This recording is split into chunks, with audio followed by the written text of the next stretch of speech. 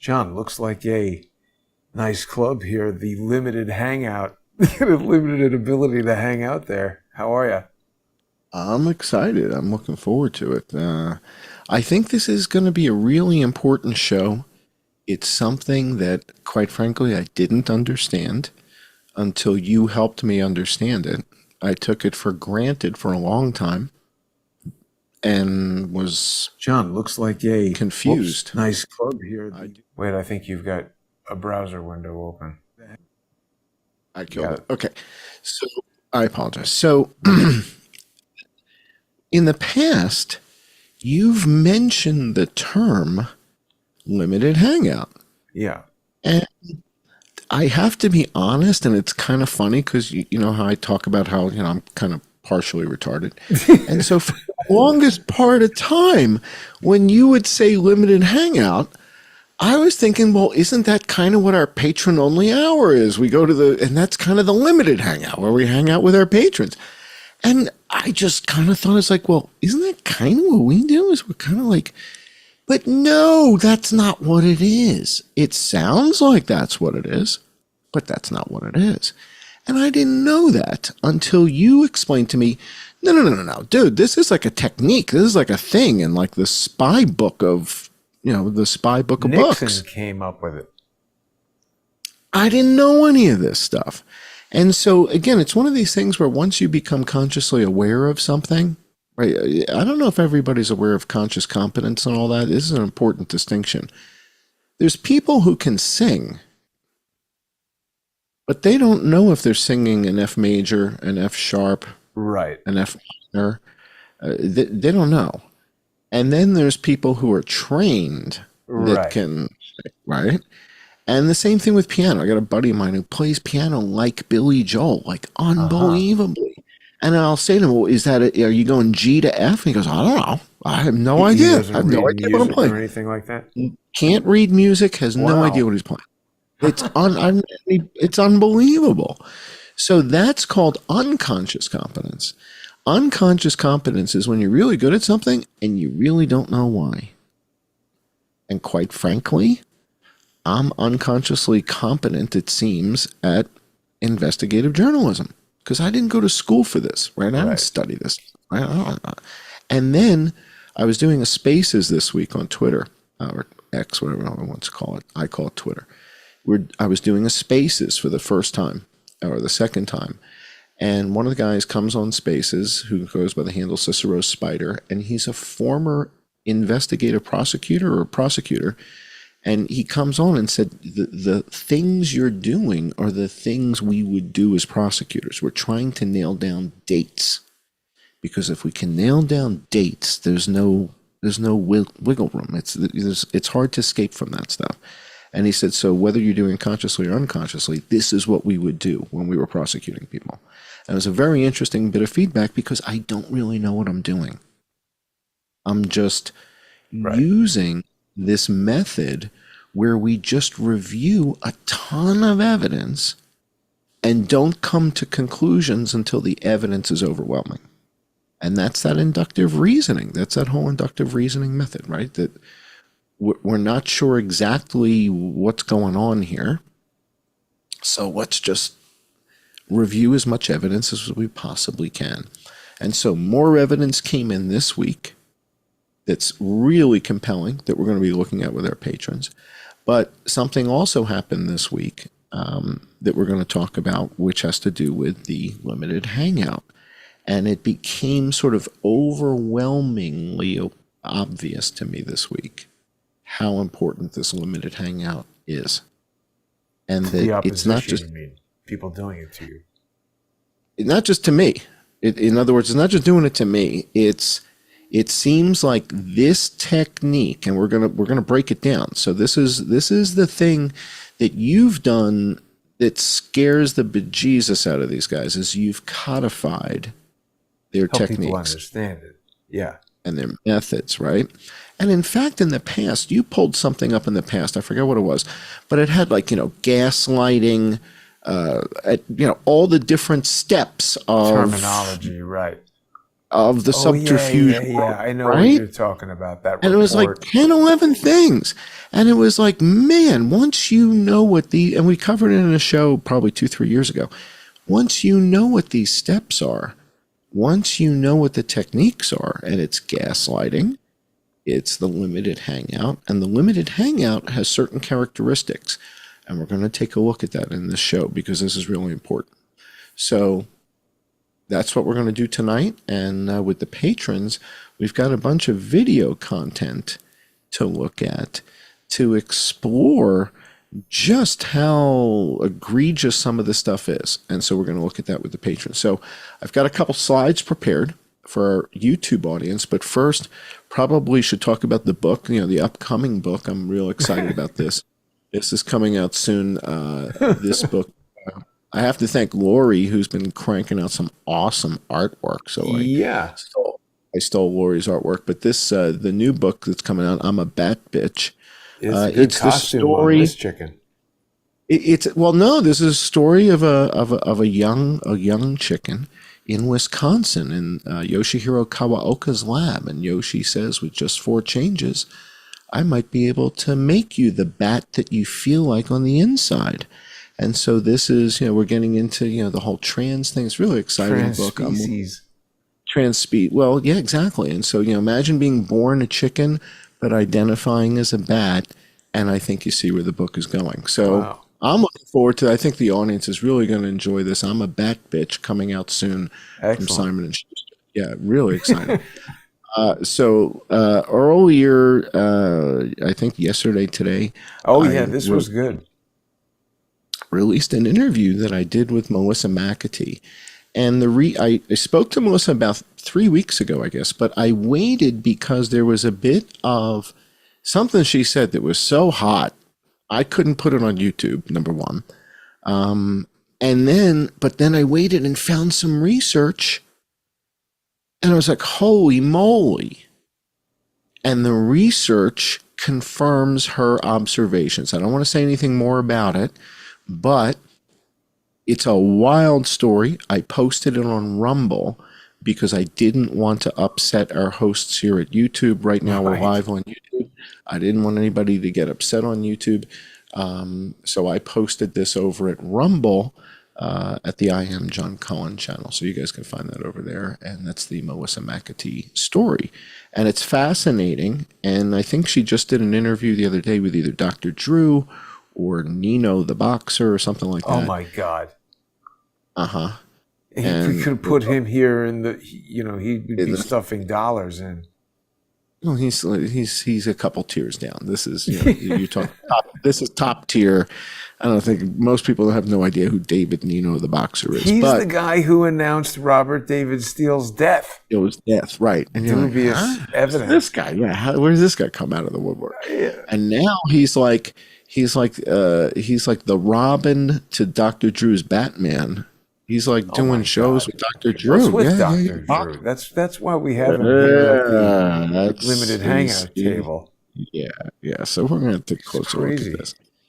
And so we're going to look at the definitions. But if you guys haven't seen the interview with Melissa McPhee, it's a great discussion. I think it runs about 45 minutes or so, and it's over on Rumble. So please check that out and support her if you can.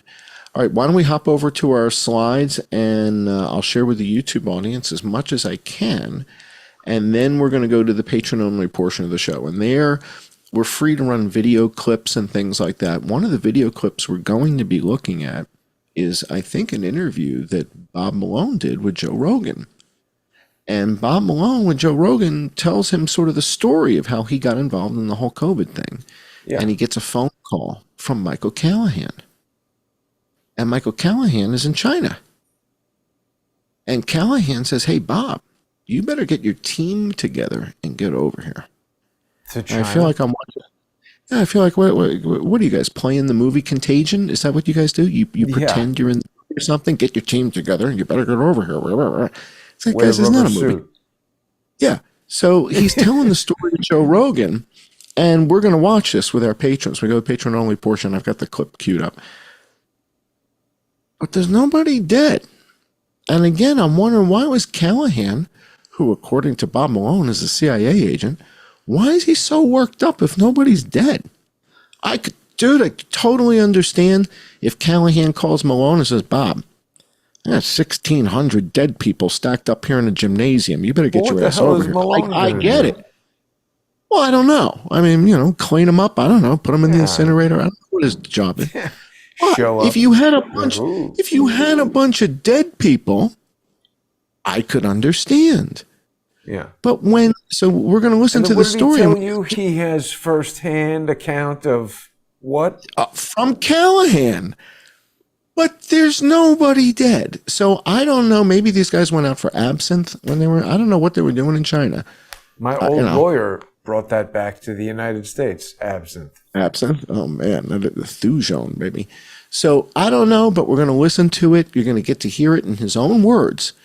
And he's telling you, Michael Callahan works for the CIA, calls me up, and you're going to get to hear the story. All right. My whole thing is I'm still confused because nobody's dead. And that's kind of the thing that gets me upset is when people actually start dying from things. And prior to that, you know what we used to call that? Sick people. People are sick. So what? They're sick. And then they get better. When they die, that we should start keeping track of. Yeah. And according to what we got, there was nobody dead. All right, so let's go to the slides. Let's take a look at what I sent you in that slide deck, and we'll see what we got. All right, so the first thing is, what is a limited hangout? It's not what I thought it was. It's not the patron. It's one of those things. I think a lot of people have the wrong idea. They hear it and they think it's something, but it's maybe something else. Dude, I thought it was the patron only hour. Was the limited hangout? I didn't know. Then, after understanding what it is, I came to the creepy realization that I was serving as one unknowingly somewhat. Now, there's an aspect of the definition here that is so pivotal that to me, this is the difference between are you or aren't you. And that is ignoring key evidence. So it says a limited hangout's a tactic. And it's used in media relations, perception management, politics, and information management, particularly in the context of espionage and intelligence. So if that's not too creepy already, I don't know what is. No, but you just hit it. Somebody who specifically is avoiding information about whatever the topic is. And we've had a lot of instances of that happening, right? Like these people who are Felix Sater experts who don't want to have any discussion about what I'm learning about Felix Sater. COVID experts. That's why we're having this. Talk to you. That's why, because what I realized was, it's like it hit me. It's like, this is the tactic, meaning one of the tactics that we've talked about in the past that's very important is the George Webb pee in the pool tactic, which is good information, Well, much that's of an also a limited hangout, right? Right. So that's the technique that I was most familiar with. Yeah, gain your trust by sharing a certain amount of truthful information in order to hide the most damaging piece of information. And sometimes there's disinformation in there, and the disinformation ends up serving a purpose. In other words, they know where that rumor started. Right. They can track that. They know which ones are more effective. So, for example, all the patent crap that you heard from David Martin was very effective, and people kept repeating that on social media. So next thing you know, David Martin is on Rusty Rocket's show.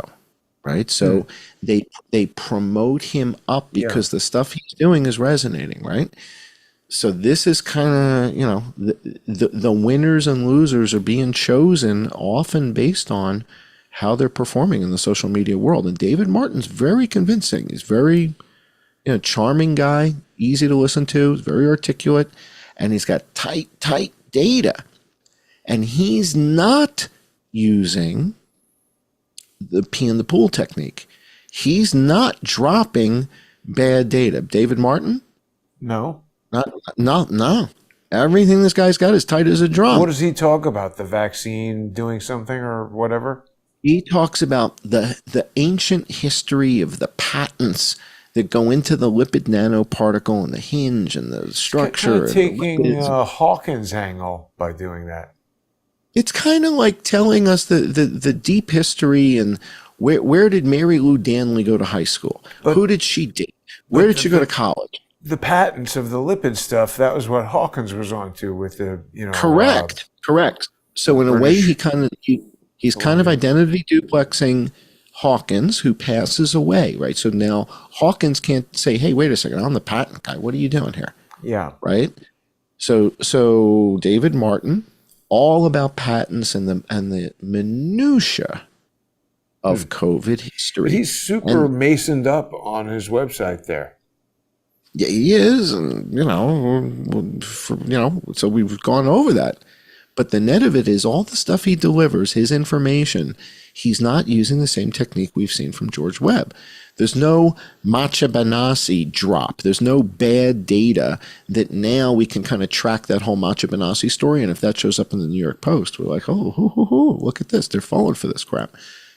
He doesn't use this. He doesn't use the technique. What David Martin does is good data, good data, good data, good data, good data. And he just completely ignores the stuff that's not part of his story. That's they all know what we're supposed to stay away from. Isn't it remarkably unique how everybody avoids everything I discover? With a handful of exceptions.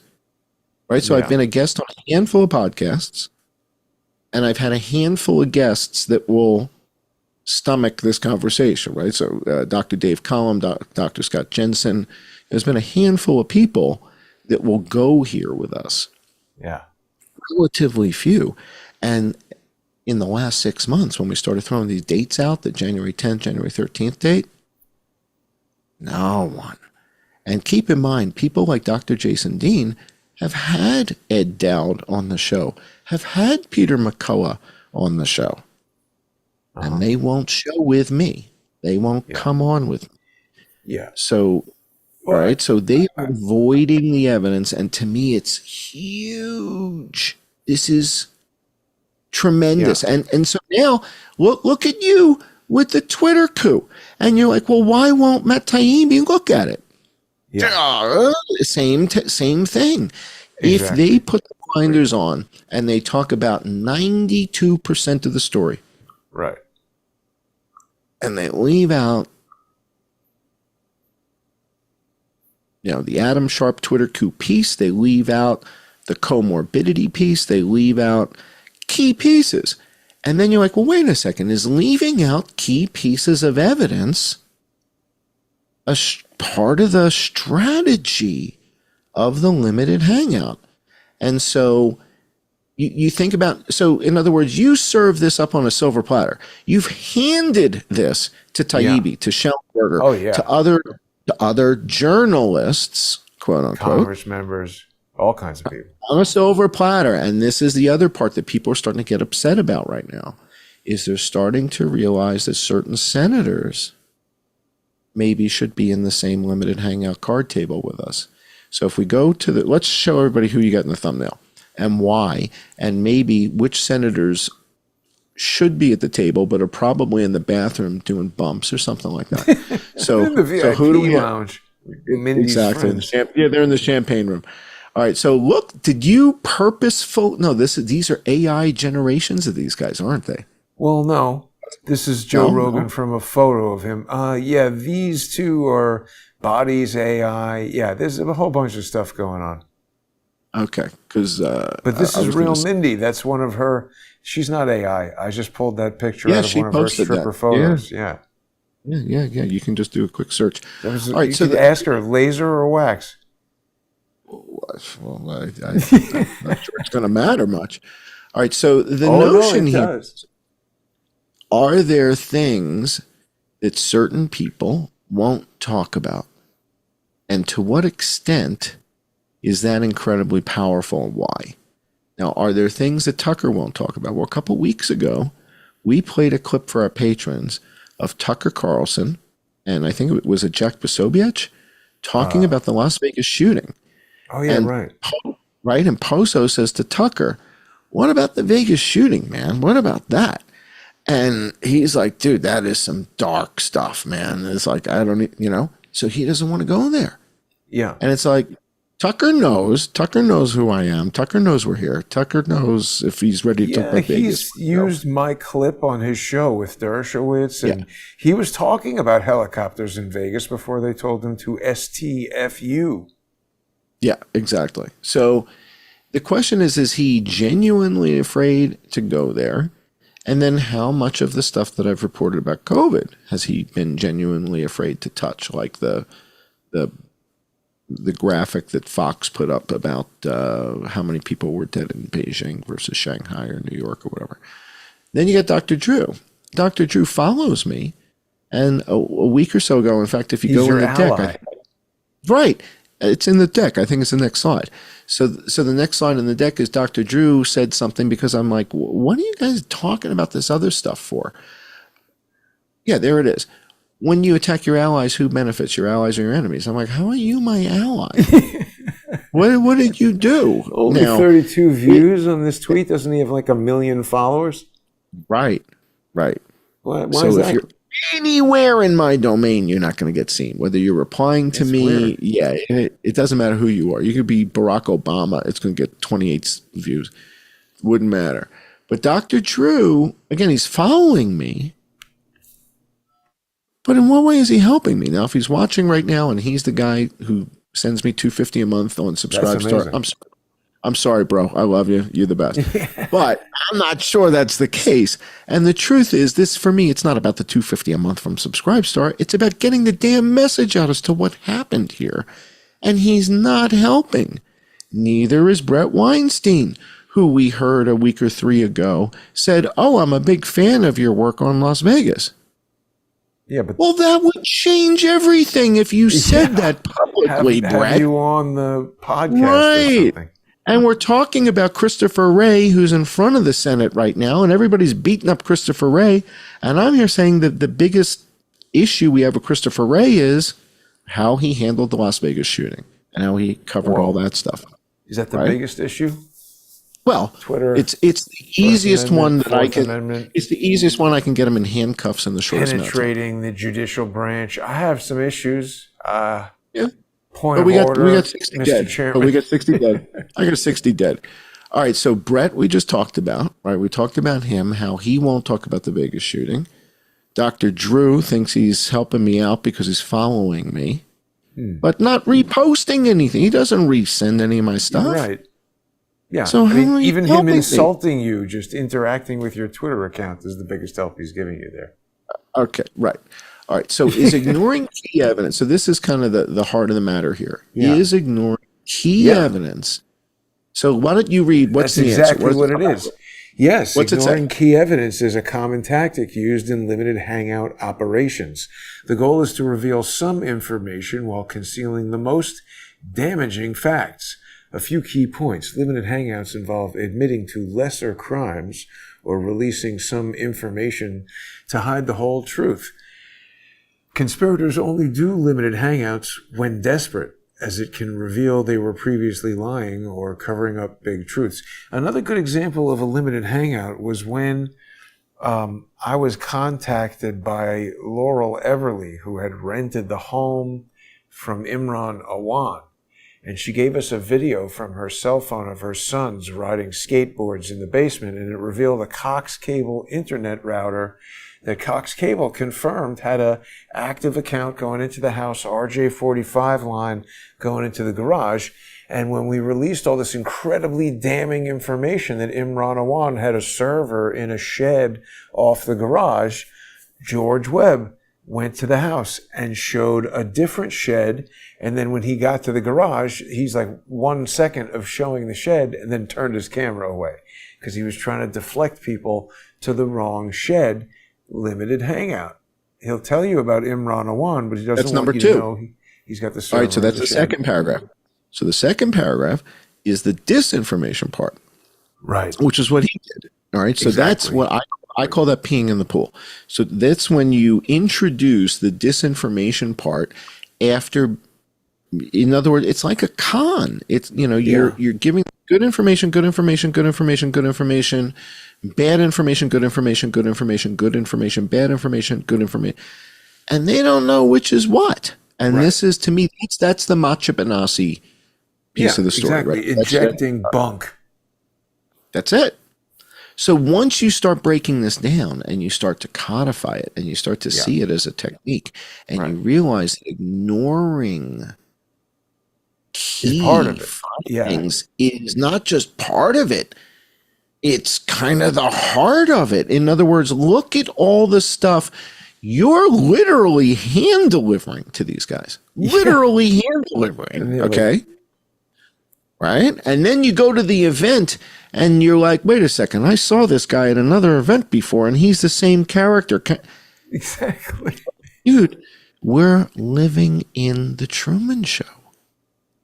Senators are ignoring cardiopulmonary nurses, sending them research from New England Journal of Medicine and NIH. And why are you ignoring key evidence? Oh. Wow. Carrying out a plan. Reaches into the Senate? Oh, yeah. Oh, yeah. Oh, yeah. And this is what's starting to upset people, is people really believed that Rand Paul was on our side. Going to do something, yeah. They really believed Senator Ron Johnson from Wisconsin was putting together those groups and didn't realize that those groups have been together before and you just didn't know it. This is such an unbelievable cover-up with such incredible scale. And it goes back and it goes back many, many years. Many, many, many years. And listen, John, this is not an indictment of any individual. This is an indictment of the system. And when we get back with our patrons, we'll get a little bit more specific. That's where we gotta go now. We're out of time here. I apologize for running long, guys, problem. but patrons, you guys are in for a heck of a ride tonight. So I'm looking forward. This is going to be good. Yeah. People can join us on subscribestar.com/IamJohnCullen, patreon.com/IamJohnCullen, odyssey.com/@crowdsourcethetruth, crowdsourcethetruth.substack.com, and subscribestar.com and patreon.com/crowdsourcethetruth. Thanks to everybody who sponsors the show. Join us over there. We'll be right back. Thanks for watching.